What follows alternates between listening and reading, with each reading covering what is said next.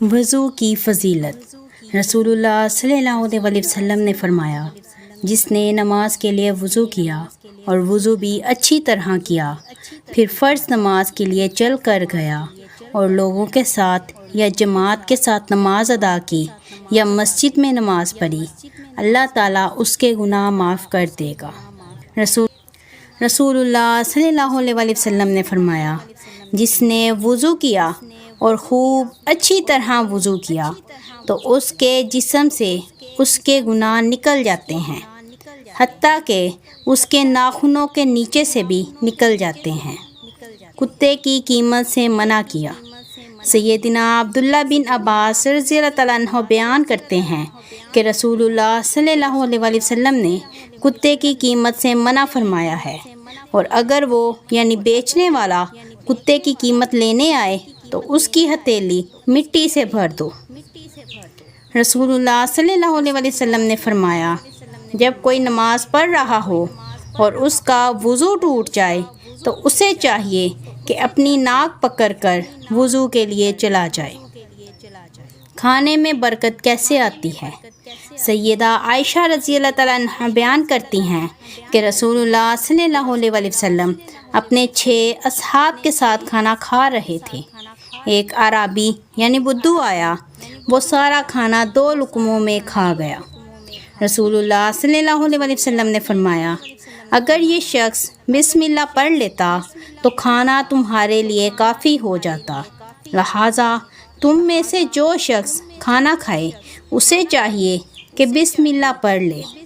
اگر شروع میں بسم اللہ پڑھنا بھول جائے تو یاد آنے پر یوں کہہ دے، بسم اللہ فی اولہ و آخرہ، اللہ کے نام کے ساتھ کھانا شروع کرتا ہوں، اس کے شروع اور اس کے آخر میں۔ کھانے میں عیب نہ نکالے۔ سیدنا ابو ہریرہ رضی اللہ تعالیٰ عنہ فرماتے ہیں کہ نبی کریم صلی اللہ علیہ وسلم نے کبھی کسی کھانے میں عیب نہیں نکالا۔ اگر آپ کو پسند ہوتا تو کھا لیتے، اور اگر ناپسند ہوتا تو چھوڑ دیتے۔ بھوک اور جھوٹ کو اکٹھا نہ کرو۔ حضرت اسماء بن یزید انصاریہ رضی اللہ تعالیٰ عنہ بیان کرتی ہیں کہ نبی کریم صلی اللہ علیہ وسلم کی خدمت میں کھانا پیش کیا گیا تو آپ نے ہمیں کھانے کی پیشکش کی۔ ہم نے کہا، ہمیں خواہش نہیں۔ آپ نے فرمایا، بھوک اور جھوٹ کو اکٹھا نہ کیا کرو۔ کتے کا برتن میں پینا یا منہ ڈالنا۔ رسول اللہ صلی اللہ علیہ وسلم نے فرمایا، جب کتا تم میں سے کسی کے برتن میں سے کچھ پی لے تو اس کو 7 مرتبہ دھو لو تو پاک ہو جائے گا۔ زیادہ کھانے کا انجام۔ سیدنا عبداللہ ابن عمر رضی اللہ تعالیٰ عنہ بیان کرتے ہیں کہ رسول اللہ صلی اللہ علیہ وسلم کی موجودگی میں ایک آدمی نے ڈکار لی تو آپ صلی اللہ علیہ وسلم نے فرمایا، اپنی ڈکاریں روک لو۔ قیامت کے دن وہی لوگ زیادہ لمبی بھوک برداشت کریں گے جو دنیا میں زیادہ کھاتے تھے۔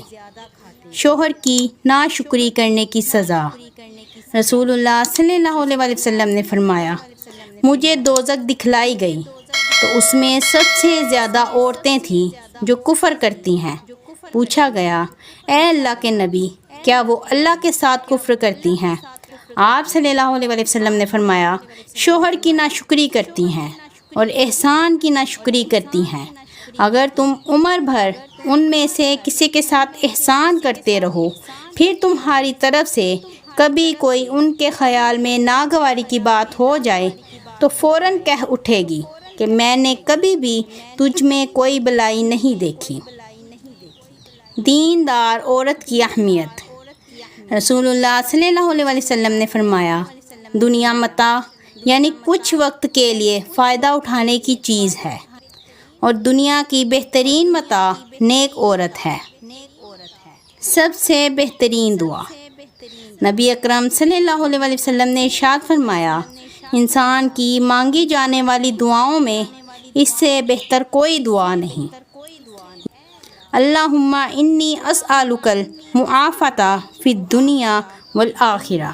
ترجمہ، اے اللہ، بے شک میں آپ سے دنیا اور آخرت کی عافیت مانگتا ہوں۔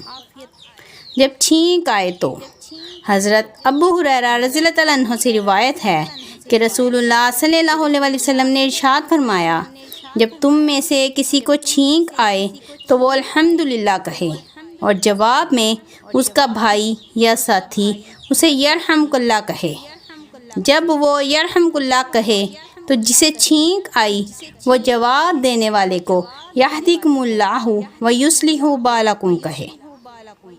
جنت کی پہلی صبح، جنت کی پہلی مہمان نوازی، جنت میں رشتہ داروں سے ملاقات، جنت میں اللہ کا دیدار اور رسول اللہ صلی اللہ علیہ وسلم کی صحبت کا کیا نظارہ ہوگا۔ اللہ ہم سب کو نصیب فرمائے، آمین۔ بے عقل کر دینے والا بڑھاپا۔ حضرت ابو ہریرہ رضی اللہ تعالیٰ عنہ کہتے ہیں کہ رسول اللہ صلی اللہ علیہ وسلم نے فرمایا، نیک اعمال کرنے میں جلدی کرو، ایسے بڑھاپے سے پہلے جو عقل کو کھو دینے والا ہے۔ رسول اللہ صلی اللہ علیہ وسلم نے فرمایا، میرے 5 نام ہیں، میں محمد، احمد اور ماہی ہوں، یعنی مٹانے والا ہوں، کہ اللہ تعالیٰ میرے ذریعے کفر کو مٹائے گا، اور میں حاشر ہوں کہ تمام انسانوں کا قیامت کے دن میرے بعد حشر ہوگا، اور میں عاقب ہوں، یعنی خاتم النبیین ہوں، میرے بعد کوئی نیا پیغمبر دنیا میں نہیں آئے گا۔ مومن ایک آنت میں کھاتا ہے اور کافر، رسول اللہ صلی اللہ علیہ وسلم نے فرمایا، مسلمان ایک آنت میں کھاتا ہے اور کافر 7 آنتوں میں کھاتا ہے۔ فرشتوں کی دعا اور بد دعا۔ رسول اللہ صلی اللہ علیہ وسلم نے ارشاد فرمایا، کوئی دن ایسا نہیں جاتا کہ جب بندے صبح کو اٹھتے ہیں تو 2 فرشتے آسمان سے نہ اترتے ہوں۔ ایک فرشتہ تو یہ کہتا ہے کہ اے اللہ، خرچ کرنے والے کو بہتر بدل عطا فرما، اور دوسرا التجا کرتا ہے کہ اے اللہ، جو خرچ نہ کرے اس کے مال کو تلف فرما دے۔ اللہ کے خزانے۔ رسول اللہ صلی اللہ علیہ وسلم نے فرمایا، اللہ تعالیٰ کا دایاں ہاتھ بھرپور ہے، کوئی شے اس کے خزانوں کو کم نہیں کرتی، وہ دن رات فراواں عطا فرماتا ہے۔ اس کے دوسرے ہاتھ میں میزان ہے، وہ ترازو کو اونچا کرتا ہے اور جھکاتا ہے۔ غور کرو، جب سے اللہ نے آسمان کو اور زمین کو پیدا کیا ہے تب سے اب تک کس قدر خرچ کر دیا ہوگا، اس کے باوجود جو کچھ اس کے ہاتھ میں ہے اس میں کوئی کمی نہیں ہوئی۔ درود قلبی اللہ تعالیٰ کے فضل و کرم سے قلب کو منور کرتا ہے اور کامیابی دیتا ہے۔ خاص طور پر جب بھی دعا میں پڑھیں گے اللہ تعالیٰ ضرور دعا قبول کرتا ہے، روزانہ ضرور پڑھیں۔ درود ہزاری۔ یہ درود جو کوئی قبرستان میں 3 بار پڑھے تو اس کی برکت سے 80 برس کا عذاب خدا تعالیٰ قبرستان سے اٹھا لیتا ہے، اور جو 4 مرتبہ قبرستان میں پڑھے تو قیامت تک کا عذاب اللہ تعالیٰ اس مقام سے اٹھا لیتا ہے، اور 24 مرتبہ پڑھنے کا ثواب اس کے ماں باپ کو بخشے تو گویا تمام حقوق والدین کے ادا کر دیے، اور 1000 فرشتے اللہ تعالیٰ بھیجے گا جو اس کے ماں باپ کی زیارت قیامت تک کیا کریں گے۔ بیٹی کے رشتے پر بیوی سے مشورہ۔ رسول اللہ صلی اللہ علیہ وسلم نے ارشاد فرمایا، لڑکیوں کے سلسلے میں عورتوں سے یعنی ان کی ماؤں سے مشورہ کر لیا کرو، سیڑھیاں یا لفٹ پر چڑھتے اور اترتے وقت۔ سیدنا جابر بن عبداللہ رضی اللہ تعالیٰ عنہ نے بیان کیا کہ جب ہم کسی بلندی پر چڑھتے تو اللہ اکبر کہتے، اور جب کسی نشیب میں اترتے تو سبحان اللہ کہتے تھے۔ 10 رحمتیں، 10 گناہ معاف اور 10 درجات کی بلندی۔ رسول اللہ صلی اللہ علیہ وسلم نے ارشاد فرمایا، جو شخص مجھ پر 1 دفعہ درود پڑھے گا اللہ تعالیٰ اس پر 10 رحمتیں نازل فرمائے گا، اور اس کی 10 غلطیاں معاف کر دی جائیں گی، اور اس کے 10 درجے بلند کر دیے جائیں گے۔ 99 بیماریوں کی دعا۔ رسول اللہ صلی اللہ علیہ وسلم نے ارشاد فرمایا، جو شخص پڑھے لا حول ولا قوت الا باللہ، یعنی گناہوں سے بچنے اور عبادت کرنے کی طاقت اللہ ہی کی طرف سے ہے، یہ اس کے لیے 99 بیماریوں کی دوا ہے، جن میں سے سب سے ہلکی بیماری غم ہے۔ سورہ اخلاص کی فضیلت۔ رسول اللہ صلی اللہ علیہ وسلم نے ارشاد فرمایا، قل هو اللہ احد 1/3 قرآن کے برابر ہے۔ ایک شخص نے رسول اللہ صلی اللہ علیہ وسلم سے عرض کیا کہ میں سورہ اخلاص سے محبت کرتا ہوں، تو آپ صلی اللہ علیہ وسلم نے فرمایا، اس کی محبت تمہیں جنت میں لے جائے گی۔ جو مسلمان نبی صلی اللہ علیہ وسلم پر کثرت سے درود پڑھتا ہے تو اللہ عز و جل اس کے دل کو منور کر دیتا ہے، اس کے گناہوں کو بخش دیتا ہے، اس کا سینہ کھول دیتا ہے اور اس کے معاملات آسان کر دیتا ہے۔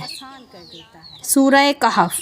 رسول اللہ صلی اللہ علیہ وسلم نے فرمایا، جس نے جمعہ کے دن سورہ کہف پڑھی تو اس کے لیے دونوں جمعوں یعنی اگلے جمعہ تک کے درمیان ایک نور روشن کر دیا جائے گا۔ کتابت کی ایک سنگین غلطی۔ ہمارے ہاں کتابت میں عموماً اللہ اس طرح لکھا جا رہا ہے، جس میں آخر پر دال کا تاثر پیدا ہوتا ہے، جبکہ ہے کا تاثر آنا چاہیے۔